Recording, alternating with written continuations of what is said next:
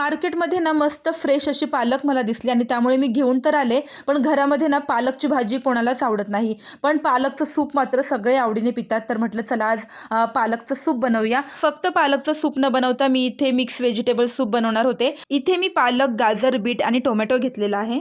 तुमच्याकडे ज्या ज्या सीझनल भाज्या अवेलेबल असतील ना, त्या सर्व तुम्ही ह्याच्यामध्ये टाकू शकता. आता याच्यामध्ये भाज्यांच्या वरती येईल इतपत पाणी घालून याच्या 3 ते 4 शिट्ट्या करून घेतल्या. 3 शिट्ट्यामध्ये छान मऊसूत अशा भाज्या शिजलेल्या आहेत आणि त्याचं जे सूप आहे ना खाली, त्याला सुद्धा खूप छान कलर आला आहे बीटामुळे. भाज्या थंड होत आहेत तोपर्यंत आलं आणि लसूण फोडणीसाठी चिरून घेतलं. त्यानंतर भाज्या ज्या आहेत त्या मिक्सरच्या भांड्यातून फिरवून त्याची पेस्ट बनवून घेतली. फोडणीसाठी पातेल्यामध्ये चमचाभर तूप टाकलं, त्यामध्ये आलं लसूण परतून घेतलं आणि भाज्यांची तयार केलेली पेस्ट पाण्यासहित आपण इथे टाकायची आहे. वरून काळी मिरी पावडर आणि जिरे पावडर टाकायची, चवीपुरतं मीठ, थोडंसं तिखट हवं असेल तर थोडीशी लाल मिरची पावडर सुद्धा टाकू शकता. हाय फ्लेमवरती एक उकळी काढून घ्यायची. जर तुम्हाला आवडत असेल तर वरून थोडीशी कोथिंबीर सुद्धा टाकू शकता आणि आपलं सूप आता पिण्यासाठी तयार आहे. हिवाळ्यामध्ये ना असं गरमागरम सूप प्यायची एक वेगळीच मजा असते, त्यामुळे एक दिवसाआड तरी आमच्याकडे असं सूप बनतंच. चला तर मी गरमागरम सूप एन्जॉय करते. पुन्हा भेटूया पुढच्या ब्लॉगमध्ये. Bye bye.